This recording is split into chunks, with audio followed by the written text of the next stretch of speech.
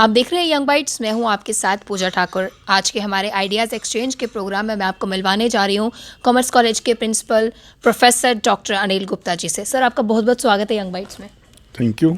Sir, क्या कहना चाहेंगे अपनी जीवन शैली के बारे में, किस तरह की रही अब तक की? जीवन शैली में उतार चढ़ाव तो चलते रहते हैं जी तो मैंने अपनी जो सर्विस लाइफ है एज ए क्लर्क शुरू की थी, जूनियर स्टैटिस्टिकल असिस्टेंट इन 1985।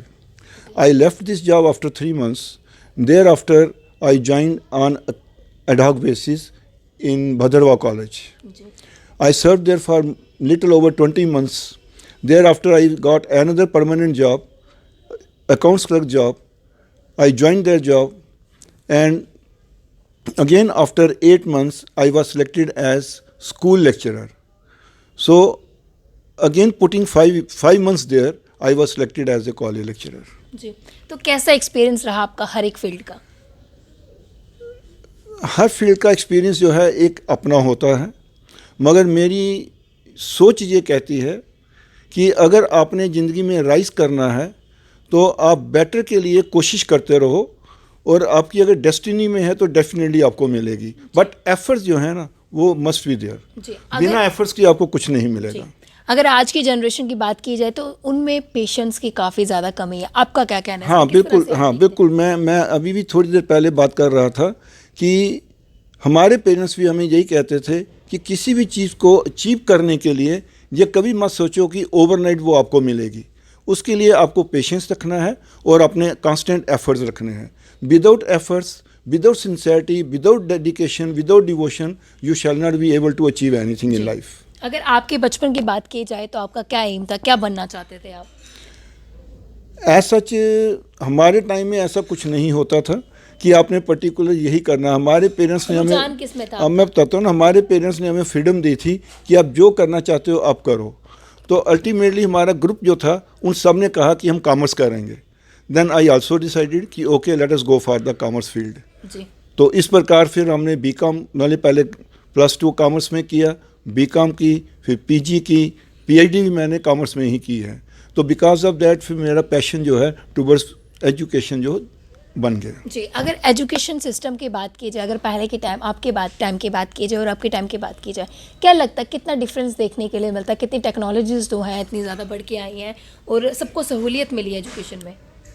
नहीं, जो आप सहूलियत की या टेक्नोलॉजी की बात करते हो, मुझे कभी कभी ऐसा महसूस होता है कि हमारे टाइम में टेक्नोलॉजी कम थी, सहूलियत कम थी, उसके बावजूद हम पढ़ते थे क्योंकि हमें कंसेप्चुअल नॉलेज जो है उसके ऊपर फोकस किया जाता था। आज की डेट में technology is available, information is available, और आज की जनरेशन ये मान के चलती है, ये सोच के चलती है everything is available on the net. मगर नॉलेज उनको कम होता है, इन्फॉर्मेशन उनके पास ज़रूर होती है, but they don't have the knowledge which they should have. जी, तो आज की जो युवा पीढ़ी है क्या कहते हैं, उनको क्या कुछ करना चाहिए अपनी एजुकेशन के लिए?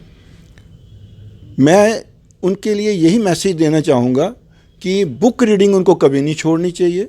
न्यूज़पेपर रीडिंग भी उनको, आर्टिकल्स वगैरह, पर्टिकुलरली न्यूज़ नहीं मैं कहूँगा, आर्टिकल पर्टिकुलर्स उनको पढ़ने चाहिए, जिसके थ्रू उनको नॉलेज जो है गेन होता है और कॉन्फिडेंस लेवल भी बढ़ता है। जी, अगर आपकी बात की जाए, आपकी क्या क्या हॉबीज़ थी और अभी तक आप उसे फॉलो कर? रीडिंग हाँ।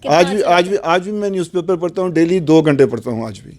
तो और मोर ओवर आर्टिकल ही मैं पढ़ता हूँ। तो कैसा लगता है आपको? जो भी व्यूअर्स देख रहे हैं उनको क्या कहना चाहेंगे कि न्यूज़ रीडिंग या कुछ भी बुक रीडिंग कितनी ज़्यादा इंपॉर्टेंट रोल प्ले करती है? जैसे मैंने अभी कुछ देर पहले कहा ना आपको कि रीडिंग हैबिट कभी नहीं छोड़नी चाहिए। उसी से आपको नॉलेज गेन होता है, उसी से आपका कॉन्फिडेंस लेवल भी बढ़ता है। अगर आप रीडिंग नहीं करोगे तो आप हमेशा मतलब कि जो है कॉन्फिडेंस लेवल में कभी भी ऊपर नहीं आ पाओगे। कहीं भी अगर आपको कहीं इंटरव्यू भी फेस करना है या किसी के साथ डिस्कशन करनी है तो आप सक्सेसफुली डिस्कशन नहीं कर पाओगे। जी, आज की अगर युवाओं की बात की जाए, वो इंटरव्यूज़ देते हैं, उसमें अगर अनसक्सेसफुल रहते हैं या कोई भी एग्ज़ाम देते हैं वो नहीं क्रैक कर पाते हैं, फिर वो कहीं ना कहीं निराश हो जाते हैं। आप क्या कहेंगे उन सब के लिए? नहीं, मैंने पहले ही आपसे कहा है कि एफर्ट्स जो हैं वो करते रहना चाहिए कि अगर डेस्टिनी में चीज़ है तो वो मिलेगी। ये नहीं मान के चलना चाहिए कि मैंने आज इंटरव्यू दिया है तो I have not been able to succeed, I have not been able to go through the interview. मौके मिलने चाहिए लाइफ में और उन मौक़ों को आपने जो है तराशना है, देखना है कहाँ कहाँ मौके हैं। ज़रूरी ही नहीं कि आप पर्टिकुलर एक ही पोस्ट के लिए हर समय इंटरव्यू की तैयारी करो। There are number of post, develop the interest, gain the knowledge and you will get the success. अपने स्कूल का या कॉलेज का कोई ऐसा एक्सपीरियंस जो आप अपने हमारे व्यूअर्स के साथ शेयर करना चाहें? हाँ, मैं ये कहना चाहूँगा कि जब इसी कॉलेज में मैं एज ए स्टूडेंट था तो हमारे अकाउंट्स के टीचर प्रोफेसर JR भारती जी ने एक बार क्लास में कहा कि जो बच्चा इस क्वेश्चन को सॉल्व करेगा मैं उसे ₹1 इनाम दूंगा। तो मैंने वो क्वेश्चन सॉल्व किया और मुझे वो ₹1 इनाम उन्होंने दिया।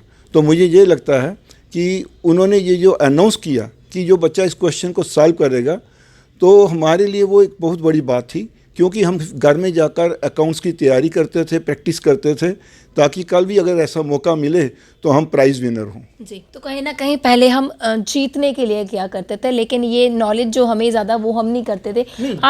आज की टाइम क्या है कि लोग जीतने की ओर ज़्यादा बढ़ते हैं, नॉलेज किसी को ज़्यादा इतना वो रहता नहीं है, क्योंकि पहले के टाइम क्या होता था कि लोग जो थे, जो पढ़ने वाले स्टूडेंट्स थे, वो नॉलेज गेनर थे। हाँ, मैंने अभी आपसे ये कहा ना कि हमारे टाइम में जो कंसेप्चुअल नॉलेज के ऊपर फोकस हुआ करती थी। बाकी अगर एक बार आपको कंसेप्ट क्लियर हो गया तो समझो पूरा का पूरा क्वेश्चन आपको अंडरस्टैंड हो गया, पूरा सिलेबस भी आपको अंडरस्टैंड हो गया। हम कहते हैं कि हमारे 5 यूनिट्स हैं, इंट्रोडक्शन से हम शुरू करते हैं, तो 5th यूनिट तक अगर आपको फर्स्ट यूनिट का अच्छे से नॉलेज है तो मैं ये समझता था कि 50% सिलेबस आपका ओवर है। जी, क्या टिप्स देना चाहेंगे सभी स्टूडेंट्स को एजुकेशन के रिगार्डिंग? मैंने स्टूडेंट्स के लिए आज यही कहना है कि बुक्स को कभी मत छोड़ो, बुक्स को पढ़ते रहो। गूगल के थ्रू नॉलेज आप जितना मर्जी देखिए, सर्च कीजिए, नई इन्फॉर्मेशन ज़रूर आपको मिलेगी जो कभी कभी आपको बुक्स में नहीं मिलती है, अपडेट आपको गूगल में मिलता है। बट बुक रीडिंग जो है, जो वो आपकी लाइफ में सक्सेस वही है। जी सर, जिस तरह से आपने शुरुआत में बताया कि शुरुआत आपकी मतलब कि जिस तरह से गवर्नमेंट जॉब में बताया क्लर्क से आपने शुरू किया, तो उसके बाद आप आज यहाँ तक पहुँची हैं, क्या किसका सबसे बड़ा हाथ मानते हैं अपने पीछे? नहीं, इसमें पेरेंट्स का भी रोल रहा है, क्योंकि उन्होंने हमें हर कदम पे एनकरेज किया है, डिस्करेज कभी नहीं किया है। जी। उन्होंने कहा है कि अगर पढ़ना है हमारी तरफ से आपको कोई कमी नहीं होगी, जितना पढ़ना चाहते हो पढ़ते जाओ। हालांकि कि ना माली हालात इतने अच्छे नहीं थे, उसके बावजूद उन्होंने मुझे पढ़ाई दी। हाँ बिल्कुल, मुझे पढ़ाई दी, कभी नहीं उन्होंने रोका। अगर मैंने कहीं बाहर घूमने के लिए भी जाने की ख्वाहिश की तो समहाउ उन्होंने मेरी इस ख्वाहिश को भी पूरा किया। जी, आज के पेरेंट्स सिर्फ मार्क्स स्कोर करने की बात करते हैं, बच्चे को उतनी नॉलेज नहीं रहती जितना उसका प्रेशर रहता है उस पर, कि उसको प्रेशराइज किया जाता है कि आपको इतने मार्क्स लेने ही लेने हैं। उन पेरेंट्स के लिए क्या कहेंगे? हाँ, मैं उन पेरेंट्स को यही मैसेज देना चाहूँगा कि आप अपने बच्चों को नॉलेज के लिए कहिए, स्कोर्स के लिए मत कहिए, क्योंकि जब आप स्कोर्स की बात करोगे तो उसमें 2 बातें जो हैं इन्वॉल्व होती हैं।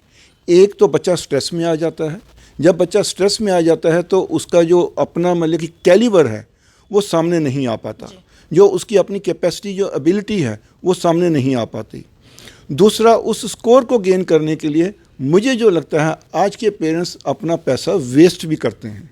मैं ये कहना चाहूँगा, ये ज़रूरी नहीं कि आप किसी कोचिंग सेंटर में जाओगे, कोचिंग लोगे तो आपको नॉलेज गेन होगा, या ये भी कोई ज़रूरी नहीं कि आप किसी प्राइवेट ट्यूशन के लिए जाओगे तो आपको वहीं पे नॉलेज गेन होगा। So far as me is concern, मैं ये कहना चाहूँगा कि कॉलेज के अंदर टीचर क्लास में बेटर टीचिंग देता है as compare to the private coaching. जी, आप अपने कॉलेज में किस तरह की एक्टिविटीज़ करवाते रहते ताकि जो स्टूडेंट्स हैं फिजिकल एक्टिविटीज़ की तरह बढ़े? सब प्रकार की, इको क्लब भी है, लिटरेरी क्लब्स भी हैं हमारे यहाँ पर, स्पोर्ट्स भी हमारे यहाँ है, हम डिबेट्स भी कराते हैं, सिंपोजियम्स भी करवाते हैं, जैसे लिटरेरी का मैंने कहा, तो ये ऑलमोस्ट सब एक्टिविटीज़ होती हैं। तो कितना इफेक्ट रहता है उसमें स्टूडेंट्स का और कितना participation is good, students come forward to participate and they participate wholeheartedly. जी, हमारे माध्यम से जो भी दर्शक देख रहे हैं सबके लिए क्या एक मैसेज देना चाहेंगे आप? मैं उनको मैसेज यही देना चाहूँगा कि अपने पेरेंट्स की रिस्पेक्ट करो, अपने टीचर्स की रिस्पेक्ट करो, और रातों रात नॉलेज गेन करना, पैसा इकट्ठा करना ऐसा मत सोचो। अगर आप ईमानदारी से, दयानतदारी से या डिवोशन से काम करोगे तो मेरा मैसेज यही है, success will kiss your feet. जी, थैंक यू सो मच हमारे साथ जुड़ने के लिए, अपना एक्सपीरियंस शेयर करने के लिए, और काफ़ी अच्छा मैसेज हम सभी व्यूअर्स के साथ शेयर करने के लिए। तो अगले हफ्ते फिर नई शख्सियत से आपको रूबरू करवाऊंगी। तब तक के लिए आप देखते रहे यंग बाइट्स, वीडियो जर्नलिस्ट अभिषेक बड़ू के साथ मैं पूजा ठाकुर, यंग बाइट्स जम्मू।